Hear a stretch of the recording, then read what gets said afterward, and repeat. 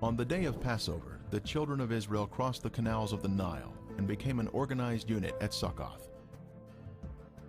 They had left the country of Egypt proper, but they were still in territory controlled by the Egyptians. So God led the people around by way of the wilderness of the Red Sea. The wilderness of the Red Sea is what we call today the Sinai Peninsula, which is surrounded on two sides by the Red Sea. It was through the northern region of the peninsula that they traveled day and night, making their rapid escape from the hands of Pharaoh. During the day they were shaded by the pillar of cloud that would have also provided moisture for them. At night, the pillar of fire would have given them light for their journey. At Etham, they turned south and headed through the mountains in the wilderness of the Red Sea, traveling through a narrow canyon, then stopping at the Red Sea. This expanse of water is called the Gulf of Aqaba today, but in Moses' day, it was called the Red Sea. King Solomon also built a fleet of ships at Ezion-Geber, which is near Elath, on the shore of the Red Sea, in the land of Edom. Ancient Elath is modern-day Eilat, Israel. Our modern Gulf of Aqaba is the ancient Red Sea, or Yam Suf.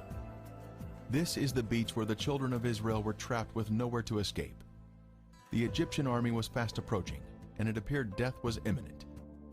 The children of Israel cried out, "Because there were no graves in Egypt, have you taken us away to die in the wilderness? Why have you so dealt with us to bring us out of Egypt?" The children of Israel were already out of Egypt when they were preparing to cross the Red Sea. This would exclude any crossing of the Bitter Lakes or the Gulf of Suez.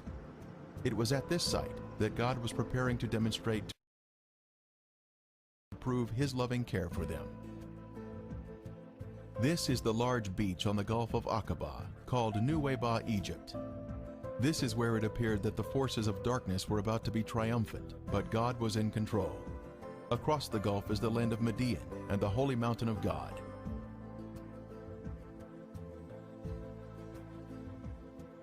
They were to camp between Migdol and the sea, Migdol meaning a fortified city or tower.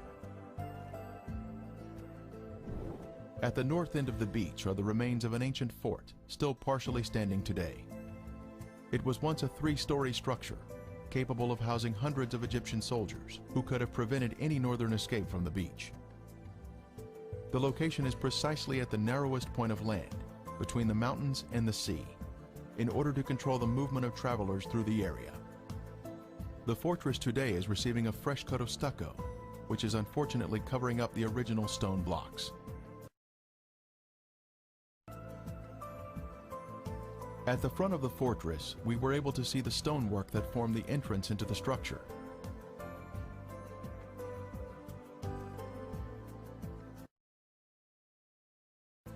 In the middle of the courtyard, we can see an ancient well that would have supplied the fresh water for the many Egyptian soldiers that were housed here. Outside, we can see how tall the structure had been in its former days, a full 3 stories in height. Another description of the location for the Red Sea crossing was camp before Pi-Hahiroth, which means mouth of a hole or canyon. As the children of Israel entered the beach, they had made their way through a system of canyons or wadis and encountered this beach at the Red Sea. The Bible tells us, "They are entangled in the land, the wilderness hath shut them in." They had finally made it through the canyons that snaked their way through the mountains, but now they were trapped on the beach. And the angel of God who went before the camp of Israel moved and went behind them, and the pillar of cloud went from before them and stood behind them. So it came between the camp of the Egyptians and the camp of Israel. It was here that the pillar of cloud blocked the Egyptians from advancing toward the children of Israel. For there was on each side a ridge of mountains that terminated at the sea, which were impassable by reason of their roughness and obstructed their flight.